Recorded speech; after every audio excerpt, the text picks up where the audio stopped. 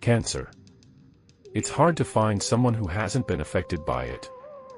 For some, it's the scariest thing you can be told you have, a dreaded thing no one wants for themselves, for their family members, or for anyone on this earth. Unfortunately, however, we're faced with it every day, whether it be with our own health, our loved ones, or even strangers. Cancer is not just a disease that affects the person diagnosed, it's something that affects everyone around them. Nothing is more heartbreaking than watching someone you love slowly die of cancer. That's why, as people, when we hear someone has cancer, we want to help. Most of us understand the pain and helplessness that comes with knowing someone diagnosed with cancer. But what happens when someone completely violates that kindness? What happens when someone preys on the most tender and sensitive parts of ourselves, our empathy and our generosity? Today, we'll be talking about the disturbing story of Elizabeth Finch, the Grey's Anatomy writer, and her twisted tale of deception and manipulation. Grey's Anatomy is one of the most popular shows on television. Gracing our screens since 2005, Grey's Anatomy has enjoyed over 20 seasons and is one of the longest-running medical dramas. The show, starring Ellen Pompeo, follows a team of doctors and interns as they navigate the challenges of treating patients at Grey Sloan Memorial Hospital. 2012 was a big year for Elizabeth Finch, an American TV writer who had just landed a job on Vampire Diaries, a popular show geared towards teenagers. The world seemed to be looking up for Elizabeth. She was finally able to pursue her passion and work on a very successful television show.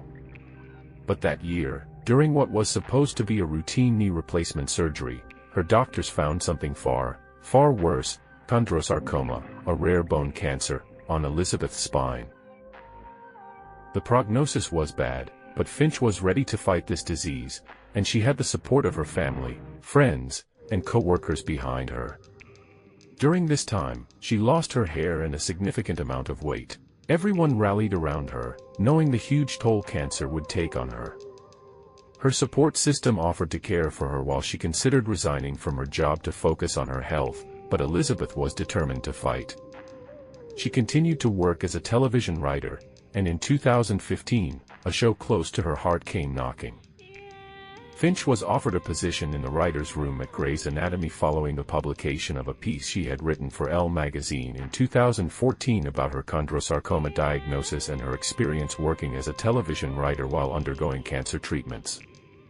Joining the team at Grey's Anatomy seemed like a natural choice.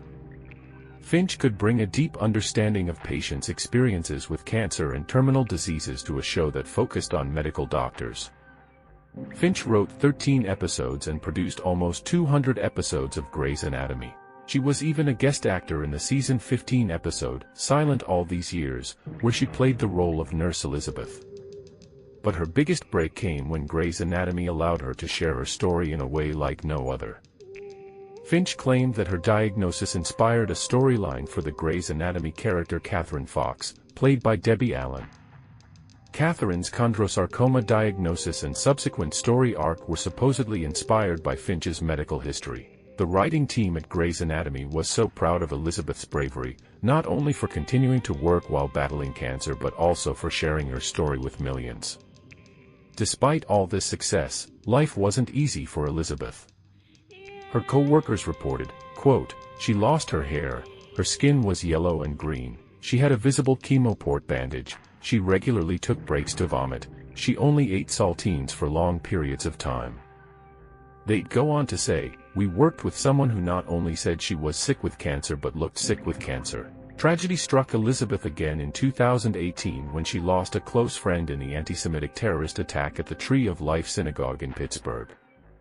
But life wasn't done with Elizabeth just yet. The following year, she claimed she lost her older brother to suicide. Elizabeth wrote, "I've been gone because my brother died by suicide. He was on life support for a short while but ultimately did not survive. I say this not because I need or want anything from anyone, I'm not a delicate flower or whatever. I just want people to know I'm still here, still part of the team."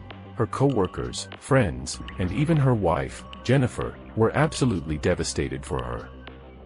Thankfully, she had a great support system that cared for and loved her. Only one problem: Elizabeth's brother wasn't dead. In fact, he was a doctor alive and well in Florida. Oh, and her cancer? That was a lie too. Elizabeth had lied to everyone. This twisted web of lies began to unravel in 2022 when her wife Jennifer realized something was terribly wrong. Remember her brother, the one who had allegedly committed suicide? Well, that story was oddly convenient for Jennifer because that same year, Jennifer's ex-husband really did commit suicide. Jennifer realized she had been betrayed in the worst way possible. Her own wife had taken her story, twisted it, and made it her own. After doing some online research and checking social media, Jennifer realized Elizabeth was lying. Grey's Anatomy put Finch on leave in March 2022 as they investigated allegations that she was faking her diagnosis after Finch's wife allegedly tipped them off soon after discovering the truth. Following her placement on administrative leave, Finch formally resigned, and the investigation ended. In December of that year, Elizabeth Finch finally admitted in an interview with the Ankler that she had made it all up. She said, "What I did was wrong. Not okay. Fucked up." All the words. She continued, "I told a lie when I was 34 years old, and it was the biggest mistake of my life. It just got bigger and bigger and bigger and got buried deeper and deeper inside me. I've never had any form of cancer." But that's not all. She didn't just lie about having cancer and her brother dying of suicide, she also lied about losing a kidney and having an abortion. She even threw a 40th birthday party where she lied to guests, telling them that 2 doctors from the Mayo Clinic were in attendance but didn't want to be identified. Former friends and co-workers believe Finch may have even gone as far as putting on makeup to look sicker and taping medical devices to her body. Elizabeth eventually checked herself into a facility to get help for her mental health concerns. Although there's no specific reason why she lied about her cancer, she claimed it was a coping mechanism instilled in her as a child after she suffered abuse at the hands of her brother. And that's the twisted tale of Elizabeth Finch. In the comments below, let me know what you think and what video you would like to see next. I also want to know, why do you think Elizabeth lied? Was it really a coping mechanism, or did she do it to get ahead in her career? Let me know in the comments below.